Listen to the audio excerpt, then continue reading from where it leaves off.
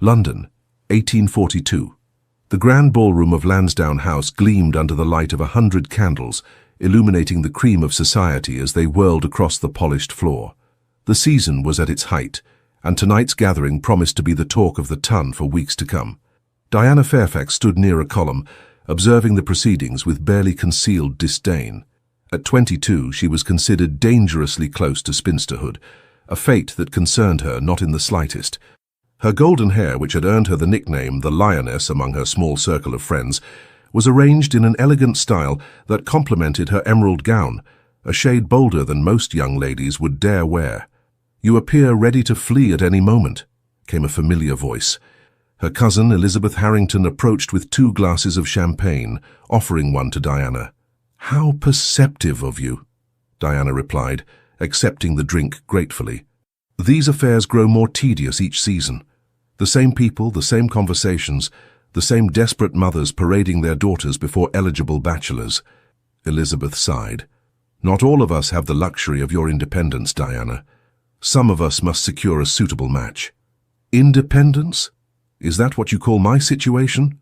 Diana's lips curved into a bitter smile.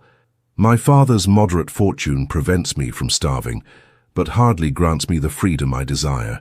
Were I truly independent, I would be in Oxford studying alongside my brother, not trapped in these gilded cages they call ballrooms." Their conversation was interrupted by a sudden hush falling over the room. The crowd parted like the Red Sea, and Diana knew, without turning, who had arrived. "The Duke of Silvermere," Elizabeth whispered unnecessarily. Diana stiffened. Robert Ashworth, the 7th Duke of Silvermere, had a reputation that preceded him wherever he went. At 35, he was one of England's most powerful men and certainly its most arrogant. Rumour had it that Queen Victoria herself sought his counsel on matters of state, though Diana found that difficult to believe. What monarch would trust a man so cold? She turned slowly, determined to appear unimpressed by his entrance. The Duke cut an imposing figure as he moved through the room. Tall, broad-shouldered, with hair as dark as midnight and eyes the colour of a winter sky. His features were too harsh to be considered handsome by conventional standards. A strong jaw, high cheekbones, and a mouth that rarely smiled. Yet Diana could not deny the power of his presence. "They say he's in search of a wife this season," Elizabeth continued, her voice barely audible. "After that scandal with Lady Harwick last year, his sister convinced him it's time to settle down." Diana snorted. "What unfortunate creature would willingly tie herself to such a man? I pity the woman who becomes his duchess." "Many would consider it an honour," Elizabeth countered. "The Silvermere estates are among the finest in England, and his fortune is immense. And what good is a fortune when it comes with a master who demands absolute obedience?" Diana's voice rose slightly, drawing glances from nearby guests. She lowered it again. "I've heard how he treats his servants, his tenants. The man believes himself a law unto his own." As if sensing her criticism, the Duke's gaze swept the room and locked with Diana's. For a moment she forgot to breathe. Those pale eyes seemed to strip away her defences, examining her as one might a curious specimen. Then, unexpectedly, one corner of his mouth lifted in what might have been amusement. Diana looked away first, unsettled by the encounter. The evening progressed as such evenings typically did. Dancing, gossiping, the strategic forming and breaking of social alliances. Diana danced twice, both times with gentlemen she had known since childhood, and declined all other invitations. She was counting the minutes until she could reasonably depart when disaster struck. She had retreated to a relatively quiet corner to escape an overzealous mother intent on introducing her son when she overheard a conversation that made her blood boil. "The girl has no choice in the matter," came a deep, authoritative voice she instantly recognized as the Duke's. "Her father agreed to the match, and the papers are signed. Whether she weeps or rejoices is immaterial." Diana peered around the potted palm concealing her position. The Duke stood with Lord Kensington, an elderly peer known for his conservative views.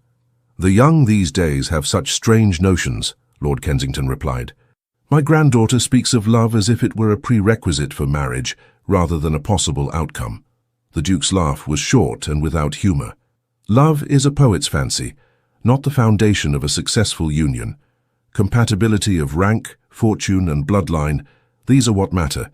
The Harcourt girl will learn that soon enough. Diana recognized the name immediately. Emily Harcourt was barely 18, sweet-natured and painfully shy. They had met at several social functions, and Diana had taken a liking to the gentle girl. "And if she continues to resist," Lord Kensington asked. "Then she will be reminded of her duty," the Duke replied coldly. "Women must be guided firmly, like spirited horses. They may resist the bit initially, but eventually they yield to a strong hand." Something snapped inside Diana.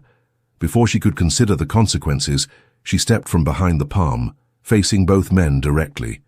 "What a fascinating perspective, Your Grace," she said, her voice ringing with barely suppressed fury. "I wasn't aware that women and horses were interchangeable in your estimation."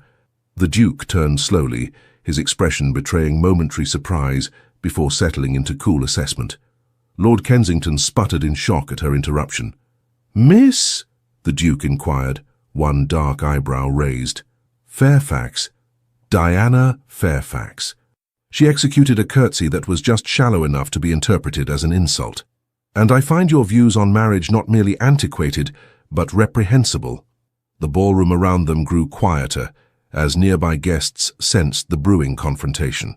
Lord Kensington murmured an excuse and retreated hastily, leaving Diana alone with the Duke.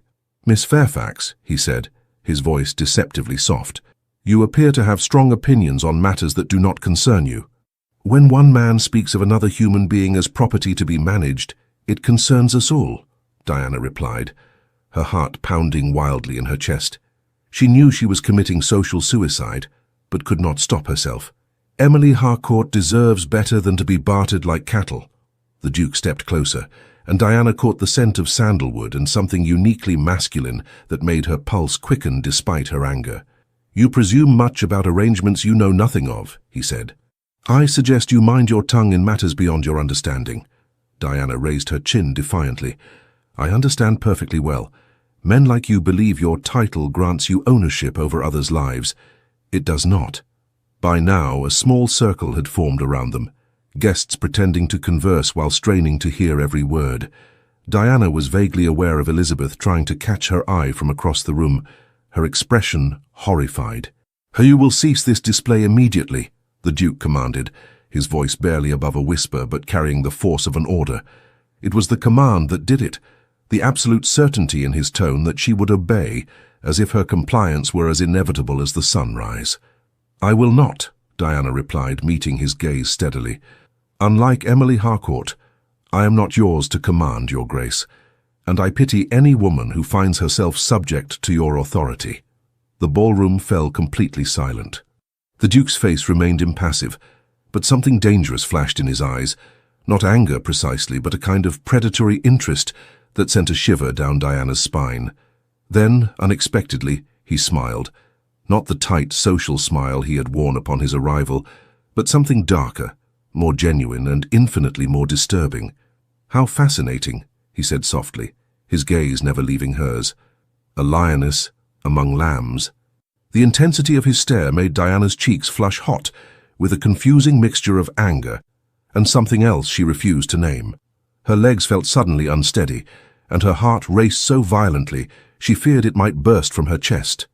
That single look conveyed something beyond words, a promise, a challenge, a claim, and for one terrifying moment, Diana felt as though the ground beneath her feet had disappeared entirely. Before she could respond, the Duke inclined his head slightly, a mockery of deference, and turned away, effectively dismissing her.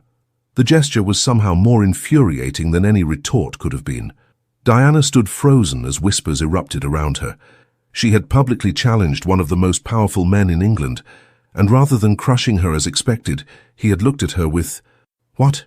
Interest? Amusement? Desire? Whatever it was, Diana knew with absolute certainty that this encounter would not be their last. The Duke of Silvermere was not a man who forgave insults or forgot them. As she fled the ballroom minutes later, her reputation in tatters and her cousin's reproaches ringing in her ears, Diana could still feel the weight of his gaze upon her, stirring emotions she had never experienced before, emotions that both frightened and exhilarated her. The game, it seemed, had just begun. The scandal of Diana Fairfax's confrontation with the Duke of Silvermere spread through London society like wildfire. By the following afternoon, there was not a drawing room in Mayfair where the incident was not being dissected with relish. Diana sat in the morning room of her family's townhouse on Curzon Street, attempting to focus on her correspondence while ignoring the pounding headache that had plagued her since awakening. The previous night's events replayed in her mind with merciless clarity. "What were you thinking?" her father, Sir William Fairfax, demanded as he paced before the fireplace. A gentleman of moderate means and impeccable lineage, he had built a respectable career in diplomatic service before retiring to manage his modest estates.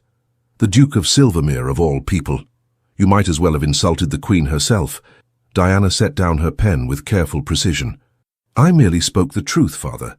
The man was discussing poor Emily Harcourt as if she were a broodmare, and it was not your place to intervene." Sir William's face was flushed with frustration. "Heavens, Diana, you are 22, not some green girl who can be excused for impulsive behavior. What am I to do with you?" Before Diana could respond, the butler appeared at the doorway. "Lord and Lady Harrington request an audience, Sir William." Her father sighed heavily. "Show them in, Simmons." Moments later, Diana's aunt and uncle swept into the room, their expressions grave. Lady Harrington, her mother's younger sister, had always been a voice of moderation in family disputes. Today, however, she looked unusually serious. "William, Diana," she greeted them tensely. "We came as soon as we received your note." "Catherine, Edward," Sir William nodded. "Thank you for coming. As you've doubtless heard, Diana has placed herself at the centre of a most unfortunate situation." Lord Harrington, a portly man with kind eyes, patted Diana's hand awkwardly. Now, let's not be dramatic. Young ladies have weathered worse scandals." "Not with the Duke of Silvermere," Lady Harrington said grimly. "William, you must understand, the Duke is not a man who tolerates public defiance. When Elizabeth told us what transpired," she shuddered delicately. "Has there been any response from Silvermere House?" Lord Harrington inquired. Sir William shook his head. "Nothing yet, though I've prepared a letter of apology." "I will not apologize," Diana interjected firmly. All three adults turned to stare at her. "I meant every word I said, and I would say it again." "You most certainly will not," her father exclaimed. "Diana, you cannot comprehend the damage you've done. The Duke's influence extends far beyond social circles. With a word he could ruin your brother's prospects at Oxford, dash my hopes for the land purchase in Kent. So we are to tolerate tyranny for the sake of advantage," Diana challenged. "That seems a poor bargain." Lady Harrington sank onto a nearby chair. "Child, you speak of principles when you should be thinking of practicalities. The season is barely half over, and now no respectable gentleman will come near you for fear of offending the Duke." Diana was about to retort that she had little interest in the attentions of respectable gentlemen when Simmons appeared again, looking distinctly uncomfortable. "Sir William," the butler announced, his voice unusually strained. "His Grace, the Duke of Silvermere, requests an immediate audience." The room fell silent. Diana felt the blood drain from her face. "The Duke is here? Now?" Sir William whispered, aghast. "Yes, sir, in the entrance hall." Sir William straightened his waistcoat with trembling fingers. "Show him to the drawing-room. We shall attend him directly." As Simmons departed, he turned to Diana with a desperate expression. "You will apologize, daughter, immediately and sincerely. Our family's future may depend upon it." Diana rose shakily. Despite her brave words moments before, the reality of facing the Duke again sent a wave of anxiety through her. Still, she would not cower. "I will be civil," she conceded. "But I will not grovel." The drawing-room of the Fairfax townhouse, while tastefully appointed, paled in comparison to the grandeur the Duke surely enjoyed at his own residences. Diana was acutely aware of this as they entered, to find Robert Ashworth standing by the window, his tall figure silhouetted against the afternoon light. He turned as they entered, and Diana was struck again by the sheer force of his presence. Today he wore a perfectly tailored dark blue coat that emphasized the breadth of his shoulders, a gold waistcoat, and buff trousers. His cravat was tied with elegant simplicity, and a single diamond pin was his only adornment. He looked, Diana thought unwillingly, like a man who had no need to prove his worth through ostentation. "Your Grace," Sir William bowed deeply. "This is an unexpected honour." The Duke's gaze swept past him, past Lady and Lord Harrington, to settle on Diana with unnerving intensity. "Sir William," he acknowledged with a slight inclination of his head. "Lady Harrington, Lord Harrington, Miss Fairfax." Her name on his lips sent an inexplicable shiver through Diana. She cursed without meeting his eyes. "I trust you will forgive the intrusion," the Duke continued, "but after last night's encounter, I felt a private conversation was warranted." Sir William hastened to respond. "Of course, Your Grace, my daughter deeply regrets—" "Actually," the Duke interrupted smoothly, "I would prefer to speak with Miss Fairfax alone." A shocked silence followed his request. Propriety demanded that an unmarried woman never be left unchaperoned with a gentleman, particularly one with the Duke's reputation. "That would be most irregular, Your Grace," Sir William stammered. "With the door open, naturally," the Duke clarified, a hint of amusement in his voice. "I assure you, Sir William, your daughter's reputation is safe with me. What remains of it, that is." The subtle barb made Diana's head snap up, meeting his gaze directly for the first time. The challenge in those pale eyes was unmistakable. "I have no objection," she said, before her father could refuse again. "Father, Aunt, Uncle, please allow us a moment." After further protests and assurances, the three reluctantly withdrew to the hallway, leaving the drawing-room door conspicuously ajar. Diana could practically feel their anxiety radiating through the opening. For several long moments after they departed, the Duke said nothing, merely studying her with that same unsettling intensity he had displayed the previous night. Diana refused to fidget under his scrutiny, though her heart pounded traitorously. "You are either very brave or very foolish, Miss Fairfax," he finally said, his deep voice deceptively casual.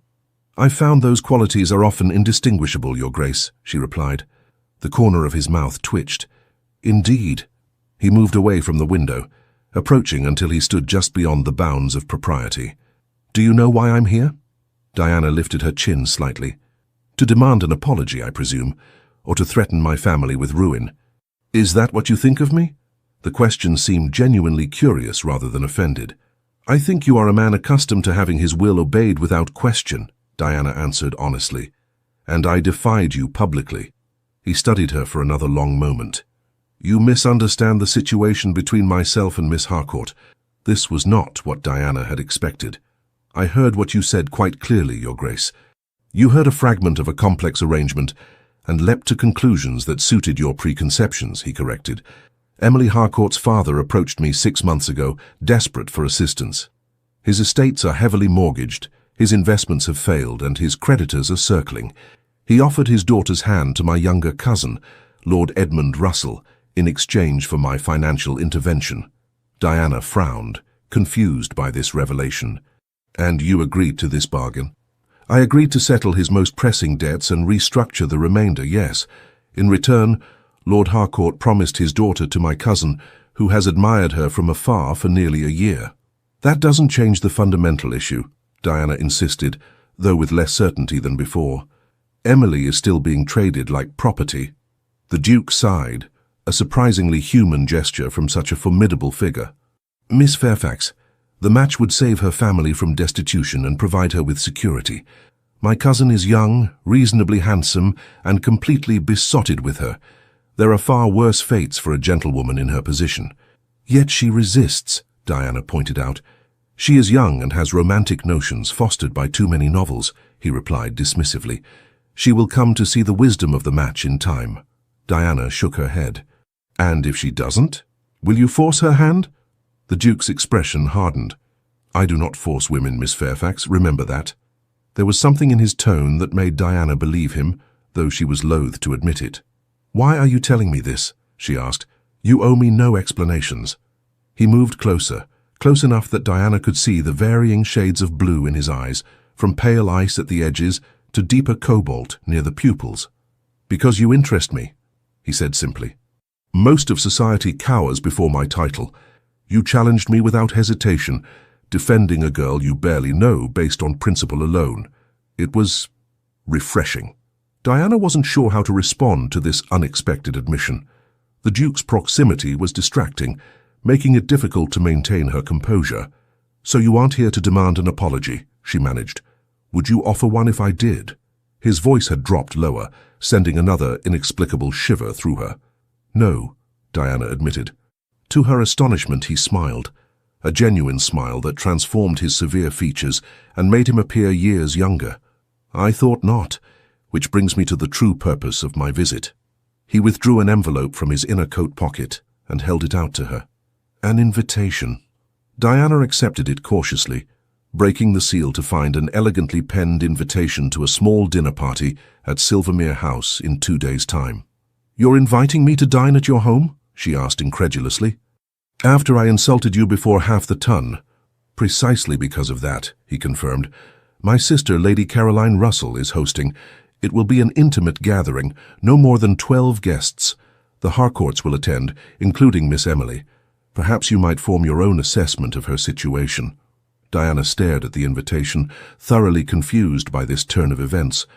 "I don't understand you, Your Grace." "Few do," he replied, and there was something like weariness beneath his confident exterior. "Will you come?"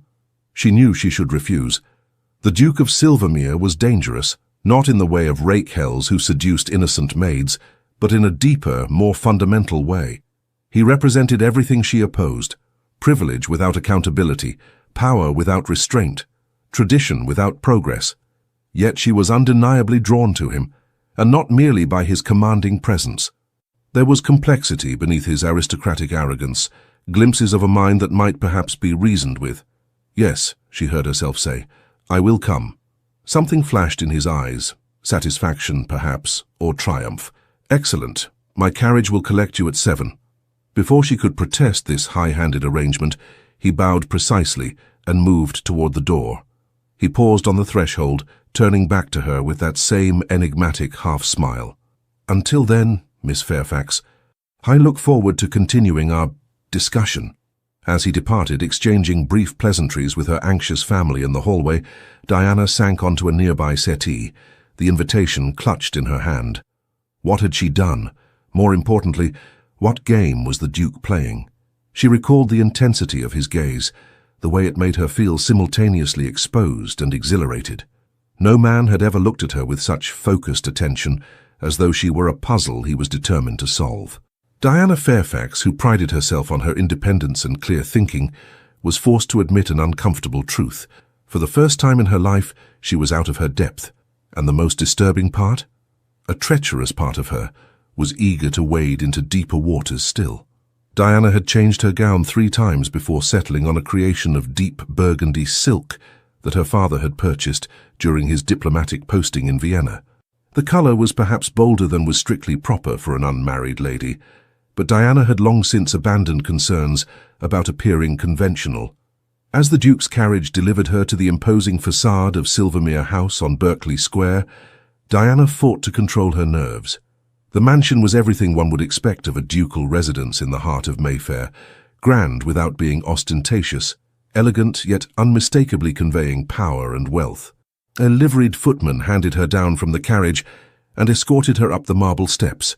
The entrance hall beyond was illuminated by a magnificent crystal chandelier, beneath which stood a woman Diana instantly recognized from her resemblance to the Duke, the same striking blue eyes, though set in a much warmer countenance. "Miss Fairfax," Lady Caroline Russell greeted her with genuine warmth. "How delightful to meet you at last. My brother has spoken of you." "Has he?" Diana could not keep the surprise from her voice. "All unflattering, I presume." Lady Caroline laughed, a musical sound that echoed in the vast hall. "Quite the contrary. Robert rarely notices anyone enough to mention them, yet he spoke of you at some length." She lowered her voice conspiratorially. "I believe you've made quite an impression." Before Diana could respond to this startling revelation, they were joined by a young man who shared Lady Caroline's colouring, but possessed a much more open, amiable expression. "Edmund, allow me to present Miss Diana Fairfax. Miss Fairfax, my son, Lord Edmund Russell." The young man bowed with an easy grace. "Miss Fairfax, I've heard all about your confrontation with my formidable cousin. Absolutely splendid. About time someone stood up to him." "Edmund!" his mother admonished, though her eyes twinkled. "Do not encourage rebellion in our guest." "Where is the Duke?" Diana asked, glancing around the entrance hall. "Attending to some business correspondence before dinner," Lady Caroline replied. "He asked that we proceed to the drawing room. The other guests have already arrived." The drawing room of Silvermere House was a study in refined elegance.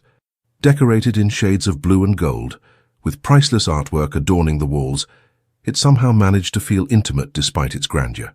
Diana quickly assessed the assembled company. Lord and Lady Harcourt, their daughter Emily, several other peers and their wives, and an elderly gentleman with intelligent eyes whom Lady Caroline introduced as Dr. Frederick Henderson, the Duke's former tutor and longtime friend. Diana made her way to Emily Harcourt, who sat somewhat apart from the others, her delicate features drawn with obvious tension. "Miss Harcourt," Diana greeted her softly, "I don't know if you remember me. We met at Lady Westerfield's musical last month." The younger girl looked up with surprise. "Miss Fairfax, of course I remember.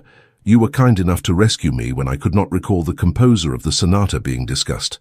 Diana smiled. "Beethoven's Moonlight Sonata. A beautiful piece." "Indeed." Emily glanced nervously toward her parents, who were engaged in conversation with one of the peers. I heard what happened at the Lansdowne ball, that you defended me to the Duke." Her voice dropped to a whisper. "No one has ever stood up for me before." Something in the girl's tone struck a chord in Diana. "Is it true that you object to the match with Lord Edmund?" Emily's pale cheeks flushed. "I barely know him. And yet I am expected to pledge my life to him."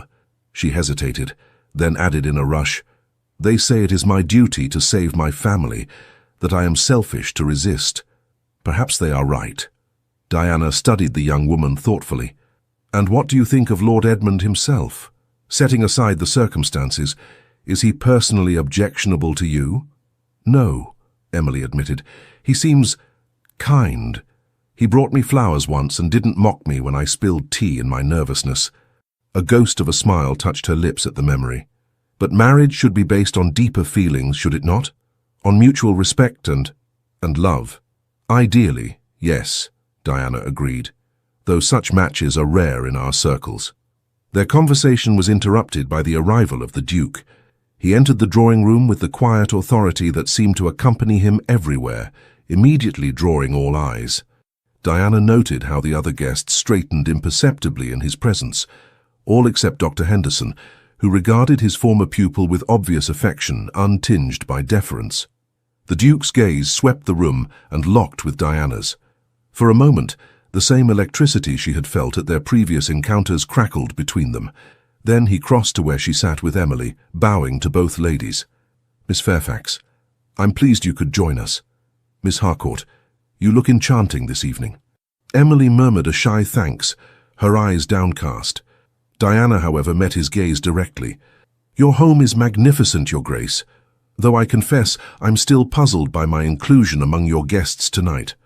"All will become clear during dinner," he replied cryptically.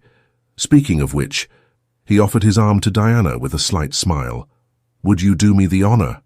Tradition dictated that the host escort the highest-ranking lady to dinner, not a baronet's daughter of modest means. Diana noted the surprise on the other guests' faces as she placed her hand on the Duke's arm. "You enjoy creating a spectacle, don't you?" she murmured, as he led her toward the dining room.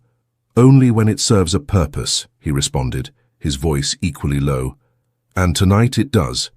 The dining room was as impressive as the rest of the house, dominated by a long mahogany table that could have seated 30, but was set for their intimate party of 12. Diana found herself placed at the Duke's right hand, a position of honor that drew speculative glances from the company.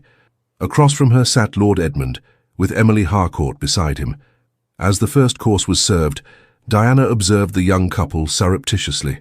Lord Edmund made several gentle attempts to engage Emily in conversation, his manner respectful and attentive. The girl responded hesitantly at first, but gradually seemed to relax in his company. "You're watching them closely," the Duke noted, his voice pitched for Diana's ears alone. She turned to him, surprised by his perception. "I'm concerned for her happiness." "As am I," he replied, which was not the answer Diana expected. "Contrary to what you may believe, Miss Fairfax, I do not delight in forcing unhappy matches." Diana raised an eyebrow skeptically. "Yet you arranged this one." I facilitated a solution to the Harcourt's financial difficulties, he corrected. The match was Lord Harcourt's suggestion, not mine, and Edmund was quite enthusiastic about the prospect. But did anyone consider Emily's feelings? Diana pressed. The Duke's expression remained impassive, but something flickered in his eyes.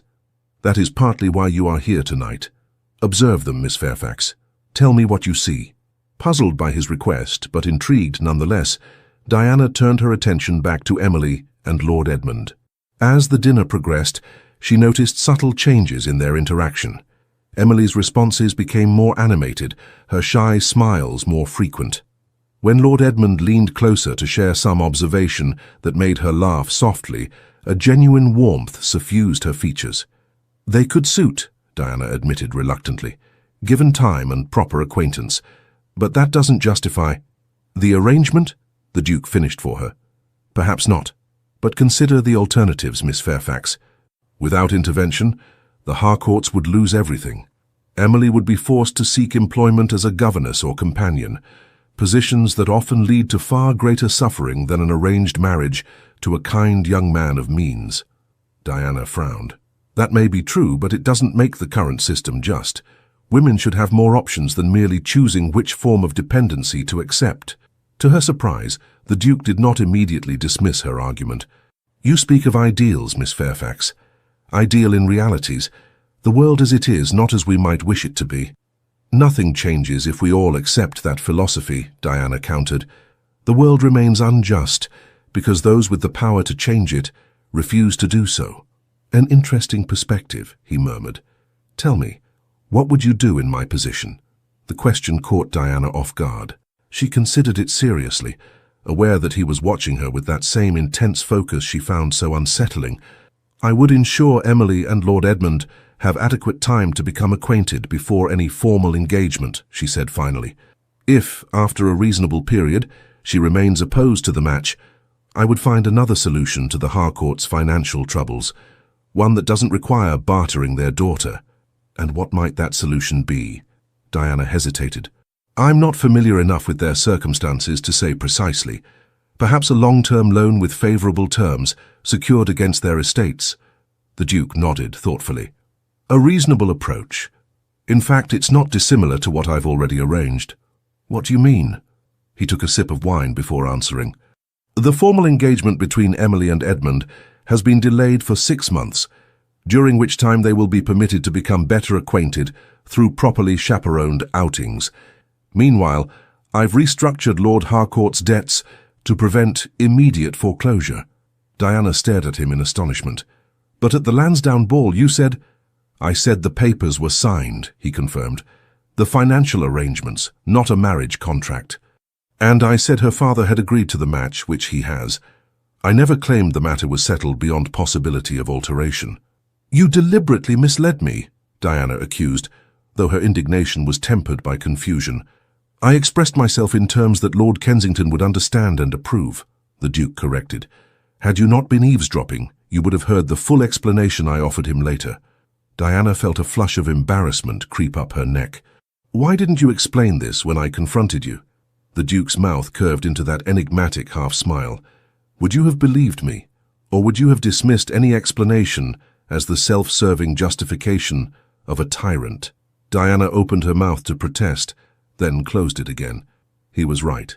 In that moment of righteous anger, she would not have accepted any defense he offered. So the entire confrontation was based on a misunderstanding, she said slowly. Not entirely, he replied. Your assessment of my character was quite clear and not wholly inaccurate. I'm accustomed to command, Miss Fairfax. I do expect obedience from those under my authority. The difference lies in how I exercise that authority. Before Diana could respond, Lady Caroline signalled for the ladies to withdraw, leaving the gentlemen to their port and cigars. As they settled in the drawing-room, Diana found herself the object of curious glances and hushed speculation. Lady Harcourt approached, her manner cool but not openly hostile. Miss Fairfax, I understand you took an interest in my daughter's welfare at the Lansdowne ball. Diana straightened her spine. I spoke in haste, Lady Harcourt, without full understanding of the situation. If my words caused offence, I apologize. The older woman studied her for a moment. My daughter tells me you've been kind to her. She has few friends in society. Her shyness makes it difficult for her to form attachments. She hesitated, then added more softly, I want her to be happy, Miss Fairfax. Whatever you may think, no mother wishes to see her child suffer. Of course not, Diana agreed, somewhat chastened by the woman's evident sincerity. And I believe Lord Edmund seems genuinely fond of her. He is a good young man, Lady Harcourt nodded, not unlike his father was at that age. The Russell men may appear stern, but they are steadfast and honourable. Diana was saved from having to respond to this oblique reference to the Duke by Emily herself, who approached tentatively. Miss Fairfax, might I speak with you privately? The girl asked, glancing nervously toward her mother. Lady Harcourt hesitated, then nodded. Just there by the window. I shall be watching, mind you. Once they were seated on a small settee partially concealed by heavy velvet curtains, Emily clasped Diana's hands tightly. I must tell you something, she whispered urgently. After the Lansdowne ball, when word spread of your confrontation with the Duke, Lord Edmund came to call on me. He was different, more forthright than before. In what way? Diana asked, concerned. A faint blush colored Emily's pale cheeks. He said he'd heard how you defended me, and it made him realize he had been too passive in his courtship. He told me, her voice dropped even lower, that he had admired me since we were introduced last autumn, but feared his attention was unwelcome because of my reserve. And was it? Diana prompted gently. Emily's blush deepened. I thought him handsome from the first, but father had impressed upon me the importance of the match so severely that I felt trapped, as though my feelings were irrelevant to the arrangement. She looked up with unexpected determination in her soft brown eyes. Lord Edmund promised me that if, after 6 months of acquaintance, I truly could not bear the thought of marriage to him, he would release me from the engagement himself, regardless of his uncle's wishes. Diana's eyebrows rose in surprise. He would defy the Duke for your sake. He said some principles transcend even family loyalty, Emily replied, and that a marriage should be founded on mutual respect and affection, not obligation. A shy smile touched her lips. His words, not mine. Diana sat back, thoroughly confused by this revelation. The picture of the Duke as an unfeeling tyrant that she had constructed was becoming increasingly difficult to maintain. If he had raised his nephew to hold such views, the gentleman rejoined them shortly thereafter, and Diana found herself conversing with Dr. Henderson, the Duke's former tutor. The elderly scholar possessed a sharp mind and progressive views that surprised her. I've always believed education should be equally available to both sexes, he told her when she mentioned her brother's studies at Oxford. The female mind is every bit as capable as the male, often more so in my experience. A radical position, Doctor, Diana observed. Did you share these views with your ducal pupil? Dr. Henderson chuckled. Indeed I did, though Robert was a challenging student in those days. Brilliant but stubborn, with a tendency to question everything. His father, the previous Duke, was a harsh disciplinarian who believed knowledge should be acquired through rote memorization. I favored Socratic debate. His eyes twinkled. The old Duke nearly dismissed me when he discovered I was encouraging his heir to think for himself. Yet you remained his tutor, Diana noted. Thanks to Robert himself, the doctor confirmed. At 14, he informed his father that if I were dismissed, he would refuse to continue his studies with anyone else. It was the first time he openly defied the Duke. The old man's expression softened with remembrance. The boy had a strong sense of justice even then. It's still there, though perhaps obscured by the weight of his responsibilities. Diana glanced across the room to where the Duke stood in conversation with Lord Harcourt. You paint a different picture of him than society does, Doctor. Society sees the Duke of Silvermere, Dr. Henderson replied. I remember the boy Robert, who stayed up all night tending a lame hunting dog that the kennel master had condemned to be put down. By morning, he'd fashioned a splint for the creature's leg and convinced his father to spare it. He smiled at Diana's evident surprise. People are rarely as simple as we first judge them to be, Miss Fairfax. As the evening progressed, Diana found herself repeatedly drawn into the Duke's orbit. They exchanged observations on politics, literature, even the controversial topic of the new railway lines spreading across England. To her astonishment, she discovered that while his views were certainly conservative in many respects, he was not blindly opposed to progress. "Change is inevitable," he remarked during one such conversation. "The question is whether it will be guided by thoughtful consideration or driven by chaos." "And who decides what constitutes thoughtful consideration?" Diana challenged. "Those with the wisdom and experience to weigh consequences beyond the immediate moment," he replied without hesitation. "Which conveniently tends to be men of your rank and station," she countered. Instead of taking offense, he regarded her with that now familiar intensity. "Not always.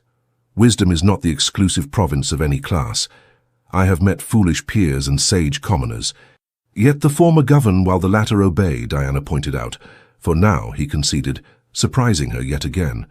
"But the world is changing, Miss Fairfax, whether we wish it or not. Those who cannot adapt will be swept aside." When the time came for the guests to depart, Diana found herself lingering, reluctant to end their conversation. The Duke appeared equally disinclined to see her leave, for he suggested a tour of his art collection, an unusual request at such a late hour, but one that Lady Caroline supported with a knowing smile that made Diana blush inexplicably. "You needn't accompany us, Caroline," the Duke told his sister. "I'm certain Miss Fairfax will preserve my reputation." Lady Caroline laughed. "It's your guest's reputation I'm concerned with, Robert.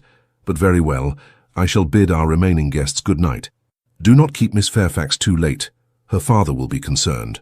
Once they were alone in the long gallery that housed the Silvermere collection, Diana felt a strange tension between them, not uncomfortable, but charged with possibility. "You arranged this entire evening to change my opinion of you," she said as they paused before a magnificent landscape by Turner. The Duke did not deny it. "I arranged it to show you the truth, rather than the caricature you had constructed." "Why?" Diana turned to face him directly. "Why does my opinion matter to you?" He studied her for a long moment, his expression unreadable. "Perhaps because you are one of the few people who dared to express an honest opinion at all." Diana wasn't satisfied with this answer. There must be more to it than that. The Duke moved closer, close enough that Diana could see the subtle variations of color in his eyes, the faint lines at their corners that suggested he was not as impassive as he appeared.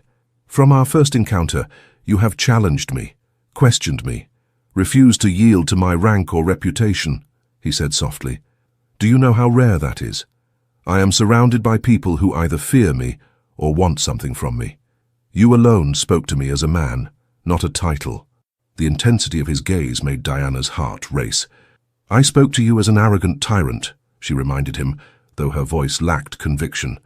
"You spoke to me as an equal," he corrected, "and in doing so, you saw me, not the Duke, but the man beneath." Diana swallowed hard, suddenly aware of how alone they were in the vast gallery, how improper their proximity, yet she couldn't bring herself to step away. "And what man is that?" she whispered.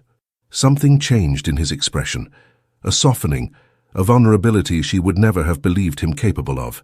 A man who has spent his life constrained by duty and expectations, who was taught from childhood that personal desires must always be sacrificed for the sake of position and responsibility.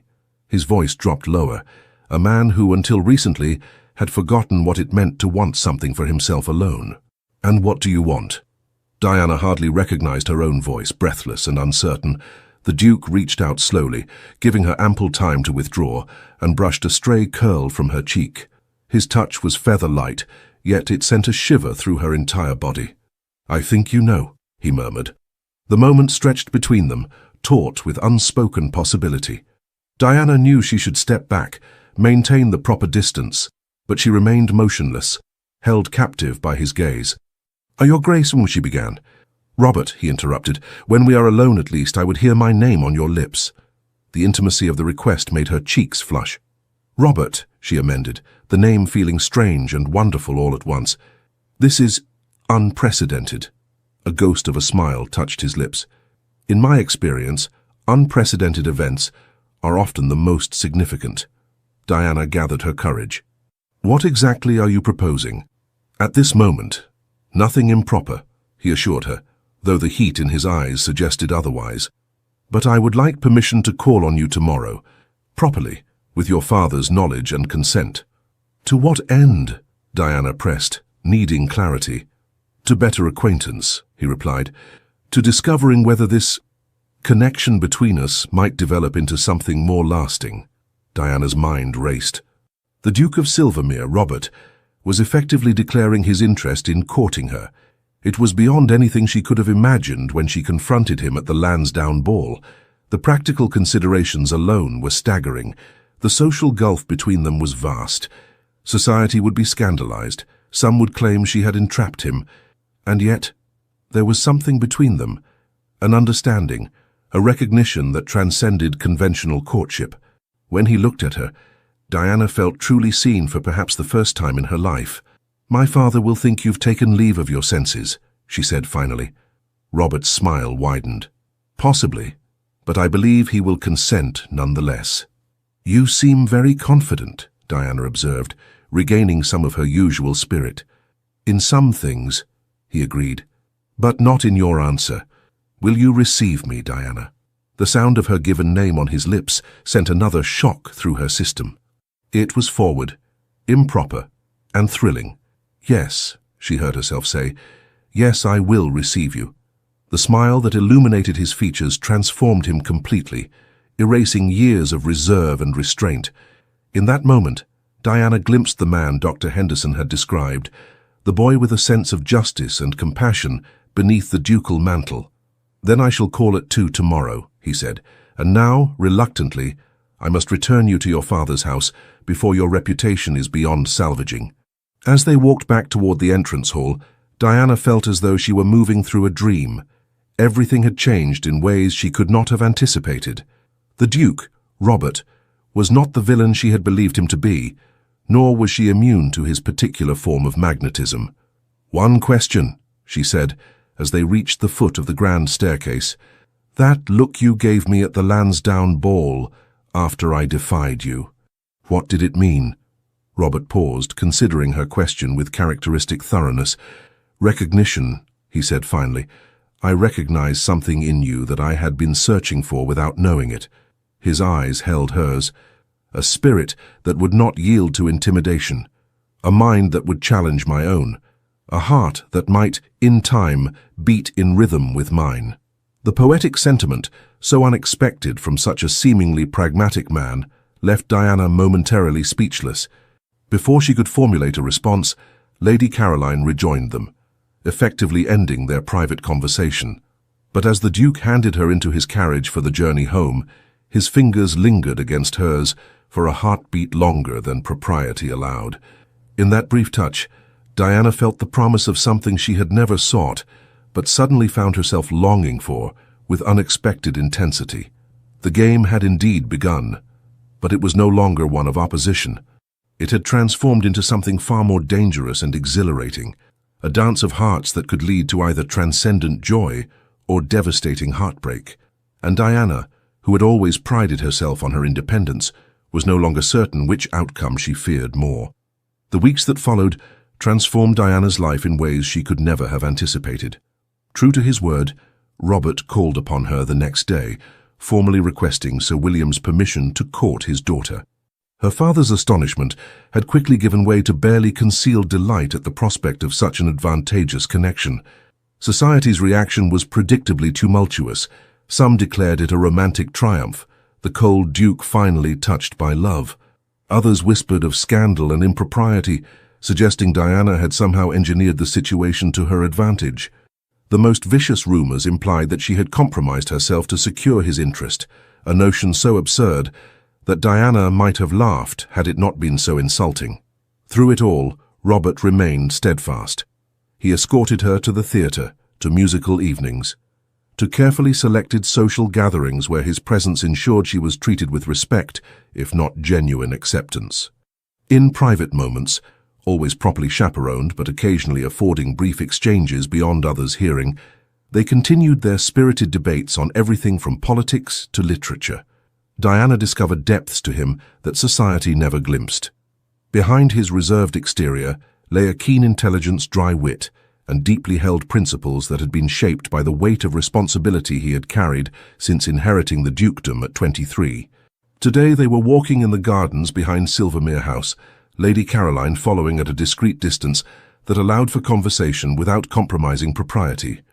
"Edmund tells me Emily smiled throughout their entire ride in the Row yesterday," Robert remarked. "It appears your assessment was correct. Given time to become acquainted properly, they suit very well." Diana nodded, pleased by this development.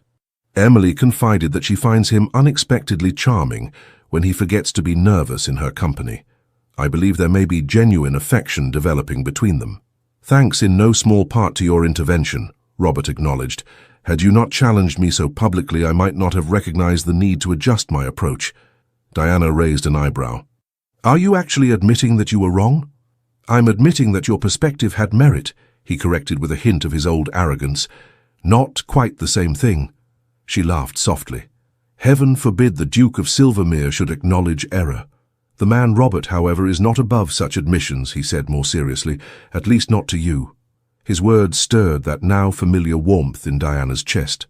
Over the past weeks, she had become increasingly aware of the distinction he drew between his public persona and the private self he revealed only to her. It was a privilege she had come to treasure. They walked in comfortable silence for a moment, before Robert spoke again. "I've received word that Lord Blackwell has been spreading particularly malicious rumours regarding our association." Diana sighed. "I expected as much. He was among my most persistent suitors before you and I. Before we—" She fumbled for the appropriate term to describe their relationship, which still lacked formal definition. "Before I claimed your attention," Robert supplied smoothly. "His wounded pride seeks vengeance." "His wounded pride never had any chance of success," Diana corrected firmly. "Lord Blackwell represents everything I find distasteful in the modern gentleman, superficial charm concealing a complete lack of substance." Robert's expression softened in that way that made Diana's heart flutter traitorously. "And what do you find in me, Diana? I wonder." She glanced away, suddenly shy despite their growing intimacy. "You know very well what I think of you." "I know what you thought of me when we first met," he countered. "I'm less certain of your current assessment." Diana stopped beside a marble fountain, gathering her courage. "I think you are complex, more so than I initially believed. You can be authoritative to the point of arrogance, yet you listen when challenged. You uphold tradition, yet you're not blind to the need for progress." She met his gaze directly. "You are not the villain I painted you to be, nor are you the paragon your position might suggest." "A fair evaluation," he acknowledged. "And does this complex, imperfect man hold any place in your regard?" The directness of the question made Diana's cheeks flush. "You know he does." Robert moved closer, close enough that Diana could smell the now familiar scent of sandalwood that clung to his clothing. "I would hear it spoken," he said softly. "After all, you once declared quite publicly that you pitied any woman subject to my authority." Diana winced at the memory. "I was wrong," she admitted. "Not about all men of your rank and station, perhaps, but about you specifically." She took a deep breath. "You have shown me consideration and respect. You have listened to my opinions, even when they differed from your own, and you have never once attempted to subjugate my will to yours." "I would not wish to change the very qualities that drew me to you," he said, his voice deepening. "Your spirit, your independence, your unwillingness to yield to intimidation, these are precious to me." Diana's heart pounded so loudly she was certain he must hear it. "Robert," she began, then faltered, unsure how to express the tumult of emotions he evoked in her. He seemed to understand without words, for his expression softened further. "I have something to show you," he said. "Something I've shared with no one else." Curious, Diana followed, as he led her toward a small garden pavilion partially concealed by flowering shrubs. Lady Caroline, noting their destination, moved to a nearby bench where she could observe them without hearing their conversation. Inside the pavilion, Robert withdrew a slender volume from his coat pocket. The leather binding was worn, suggesting frequent handling. "What is this?" Diana asked as he placed it in her hands. "My private thoughts," he replied simply, "recorded over the years since I became Duke." Diana opened the journal carefully, aware of the profound trust this represented. The pages were filled with neat, decisive handwriting, reflections, observations, and occasionally poetry. She paused at a passage dated nearly 3 years earlier. The weight of this title grows heavier, not lighter, with time. Each decision affects countless lives, yet I must make these choices in isolation, maintaining the appearance of certainty, even when doubt consumes me. The Duke cannot show weakness. The man beneath craves connection, understanding, someone who sees beyond the coronet to the flawed human who bears it. Diana looked up, deeply moved by this glimpse into his private struggles. "Why show me this?" Robert's expression was more vulnerable than she had ever seen it. "Because I want you to know me, truly know me, before I ask what I intend to ask." Her pulse quickened. "And what is that?" Instead of answering directly, he guided her to another page, dated just weeks earlier, shortly after their confrontation at the Lansdowne ball. "She defied me publicly, challenged beliefs I've held unquestioned for years." Her eyes flashed with righteous indignation, utterly unconcerned with my rank or power. In that moment of defiance, I felt something long dormant awaken. Not anger, though perhaps I should have felt it, but recognition. Here at last was a spirit to match my own, not in submission but in strength.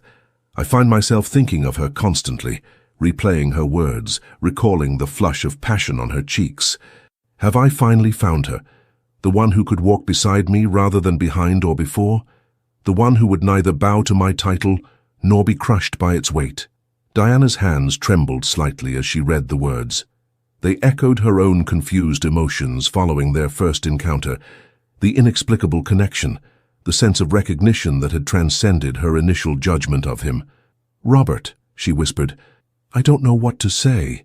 He took the journal gently from her hands, closing it before meeting her gaze with unwavering intensity. "Say that you understand what I'm offering, not merely the position or the privilege, but myself, the man, not the Duke. Say that you might consider accepting despite all the complications such an alliance would entail."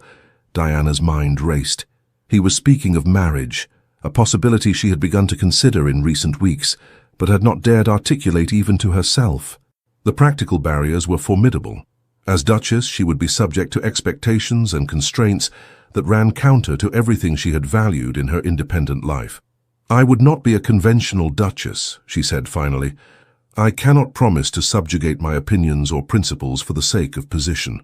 "I would not ask it of you," he replied without hesitation.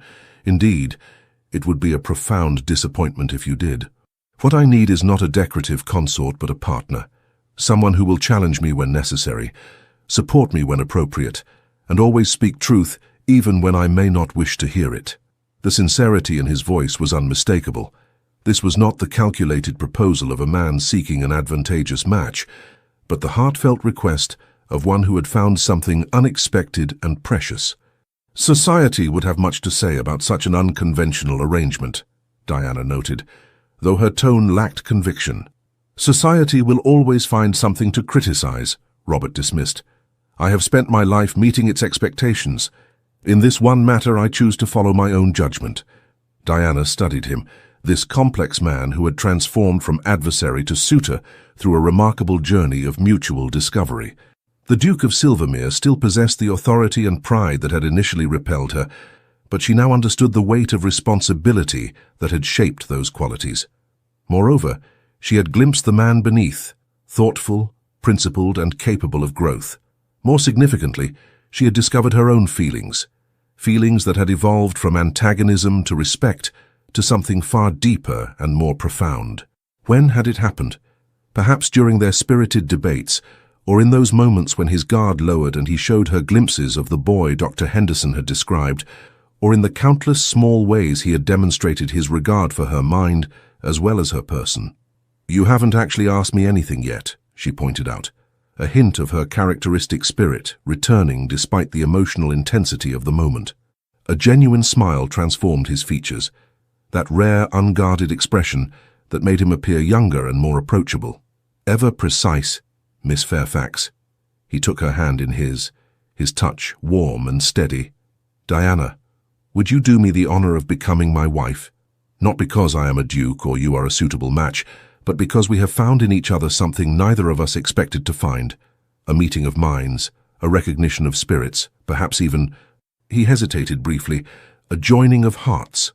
The words were spoken with such sincerity that Diana felt tears prick at the corners of her eyes. Here was no command, no assumption of compliance, but a genuine question asked by a man who, for perhaps the first time in his adult life, was uncertain of the outcome. In that moment, Diana realized that the journey from their first contentious meeting to this quiet pavilion had changed not only her understanding of him, but her understanding of herself. She had always defined her identity in opposition to conventional expectations, refusing to bow, to submit, to conform. But true independence, she now recognized, lay not in reflexive defiance, but in the courage to choose one's own path, even when that path surprised oneself. "Yes," she said finally, her voice strong despite the emotion constricting her throat. "Yes, Robert, I will marry you." The transformation that came over his face was remarkable, joy, relief, and something deeper that made Diana's heart race. He raised her hand to his lips, pressing a fervent kiss to her knuckles that sent a shiver of anticipation through her body. "You have made me happier than I dared hope possible," he murmured against her skin. Diana smiled, feeling lighter than she had in years. "I believe I may have done the same for myself." The sound of Lady Caroline's discreet cough from outside the pavilion reminded them of propriety's constraints.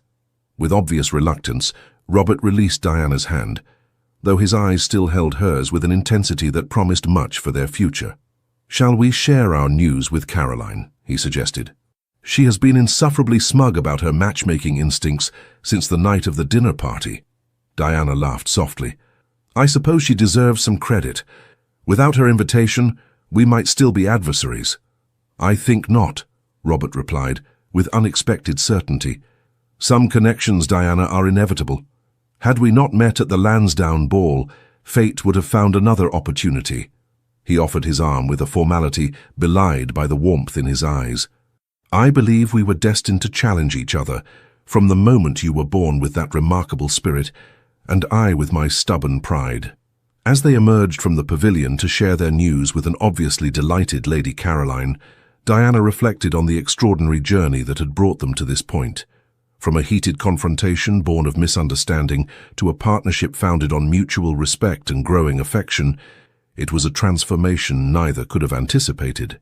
The Duke of Silvermere had not changed entirely. He remained authoritative, proud, and occasionally high-handed, but the man Robert had revealed depths of compassion, vulnerability, and capacity for growth that complemented Diana's own strengths and weaknesses in unexpected ways. And Diana, who had once declared she pitied any woman subject to his authority, had discovered that love did not require submission, but rather created a new kind of freedom, the freedom to be fully herself, recognized and valued for the very qualities that had once set her apart. As they walked back toward the house, their future stretching before them with all its challenges and promises, Diana felt Robert's hand close over hers where it rested on his arm, a gesture both protective and equalizing. "You realize," she murmured, "that I shall continue to challenge you when I believe you're wrong." "I would expect nothing less," he replied, the corner of his mouth lifting in that half-smile she had come to cherish. "Indeed, I shall rely upon it."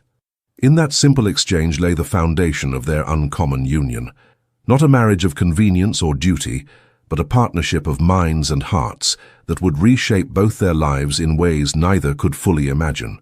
The spirited woman who had rejected the Duke's commands had indeed been enslaved, not by his authority but by the recognition of a kindred spirit beneath the aristocratic facade. And the Duke, who had commanded the obedience of all he encountered, had finally surrendered his heart to the one woman who had dared to defy him, finding in that surrender a freedom and joy he had never known possible. 1 year later, the grand ballroom of Silvermere House blazed with light, the celebration of the Duke and Duchess's first anniversary drawing the cream of society, despite the scandal their match had initially provoked. Diana stood near the same spot where Robert had once discussed Emily Harcourt's fate, observing the gathering with a smile of satisfaction. Emily herself, now Lady Edmund Russell following her spring wedding, danced with her husband, her former shyness replaced by quiet confidence. Lord and Lady Harcourt, their financial situation stabilized through Robert's intervention, conversed comfortably with other guests, the shadow of impending ruin long dispelled. "Contemplating your handiwork," came Robert's voice as he approached, offering Diana a glass of champagne. "Our handiwork," she corrected, accepting the drink. "Who would have thought that one confrontation could lead to so much happiness?" Robert's gaze softened, as it always did when they were together. "I knew from that first moment, when you looked at me with such magnificent disdain, that you would change my life. I simply didn't realize how completely." Diana laughed softly. "And I never imagined that the man I considered the embodiment of aristocratic arrogance would become my greatest ally." "Ally, confidant, husband," Robert enumerated, taking her free hand in his. "And still occasionally arrogant, as you remind me with gratifying regularity." "Someone must keep you humble," she teased. "The burden of a dukedom tends to inflate one's sense of importance." His smile deepened. "A burden made infinitely lighter by sharing it with you." The year of their marriage had indeed transformed them both. Robert had maintained his authority while learning to consider perspectives beyond the narrow confines of his rank and upbringing. Diana had preserved her independence while discovering the joy of partnership with a man who valued her mind as much as her heart. Together, they had begun cautious reforms on the Silvermere estates, establishing a school that educated both boys and girls, improving conditions for tenants, and using Robert's influence in the House of Lords to advocate for measured progress rather than blind adherence to tradition. Society had eventually accepted their unconventional union, particularly as Diana proved herself a duchess of uncommon intelligence and grace, if not always strict adherence to protocol. The ton might raise eyebrows when she expressed political opinions or defended causes they considered inappropriate for a lady's attention, but Robert's unwavering support silenced the worst critics. "Shall we dance?" he suggested now, setting aside their glasses. "I believe they're playing the waltz that was performed the night you first rejected my commands." "And received that look that enslaved my heart," Diana completed, allowing him to lead her onto the floor. "Though I didn't recognize it as enslavement at the time, nor did I recognize it as love," Robert admitted, as they took their positions. "I knew only that you had awakened something I had long suppressed, a hunger for genuine connection beyond duty and position." As they moved across the floor in perfect harmony, Diana reflected on the journey that had brought them to this moment. The path had not always been smooth. They still argued, passionately at times, but always with respect and a willingness to consider each other's viewpoint. Their differences, which might have driven others apart, had become the foundation of their strength together. "What are you thinking?" Robert asked, noting her contemplative expression. Diana smiled up at him, her heart full. "That sometimes the greatest act of independence is choosing to bind oneself to another, when that bond elevates rather than diminishes both parties." Robert's arm tightened slightly around her waist. "And has our bond elevated you, my unconventional duchess? Do you ever regret exchanging your independence for a title and the restrictions it carries?" "Never," Diana replied without hesitation. "For I haven't exchanged independence for a title. I've found a new kind of freedom in partnership with you." She held his gaze steadily. "And you? Do you regret binding yourself to a woman who challenges your every decree?" "Only on Tuesdays," he replied, with that dry humor she had come to treasure. Then, more seriously, "You are the greatest blessing of my life, Diana. You've brought light and purpose where there was only duty and obligation." As the music swelled around them, Diana recognized the truth of their unlikely journey.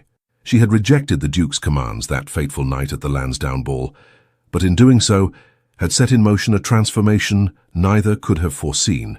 The look that had enslaved her heart had not been one of domination, but of recognition, one soul recognizing its counterpart across a crowded room.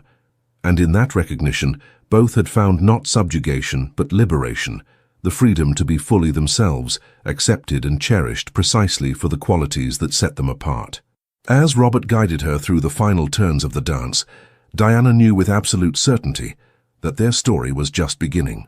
The Lioness and her Duke would continue to challenge each other, support each other, and grow together for all the years to come, writing their own rules for a marriage founded not on convention, but on the rarest and most precious of connections, a true meeting of hearts and minds. The end. Dear listener, the embers of our story still glow in the darkness as Diana and Robert find their way home to each other. But what about your journey?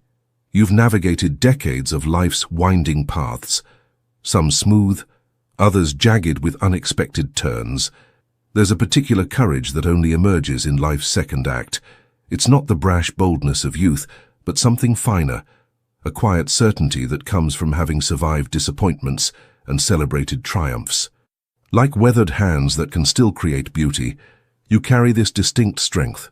When the Duke finally saw Diana clearly, he discovered something society had overlooked.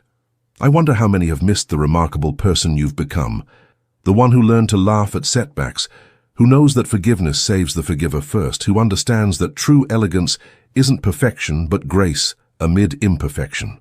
Tonight, as silence envelops your room, remember this. Your value has never diminished with age, it has compounded. While others chase fleeting pleasures, you've earned something far more precious, the ability to distinguish between what matters and what merely glitters. Your hands may bear the marks of time, but they're all the more beautiful for having held others through grief, applauded others' successes, and created moments of meaning. Your heart, perhaps bruised by loss or disappointment, still beats with remarkable resilience, a testament to your enduring spirit. When sleep evades you, know that the darkness holds no power over a soul that has learned to find light within itself. Your life story contains chapters of wisdom that the young can only hope to someday write. May you rest wrapped in the certainty that you are not merely surviving these days, you are illuminating them. Your presence in this world matters in ways both seen and unseen. The tapestry of your life continues to unfold, in patterns too intricate to be captured in youth alone. Sleep deeply, dream vividly, and wake tomorrow knowing that, like the finest wine, you've only grown richer with the passing years. With profound admiration for the masterpiece that is your continuing story, Legends of the Fall Team. Thank you so much for staying with us until the end of this story. We hope Diana and the Duke of Silvermere reminded you that love can be both strength and surrender, that true partnership means being seen, challenged, and cherished for who we are. If this tale touched your heart, please subscribe, like, comment, and share it to help our channel grow. From the bottom of our hearts, your support keeps us motivated to keep telling new stories, stories filled with love, redemption, and unforgettable twists. And don't leave just yet. At the end of this video, another story from our channel will appear. Click and be surprised by another moving tale just as emotional and beautiful as this one. Thank you for being here. The Legends of the Fall Team.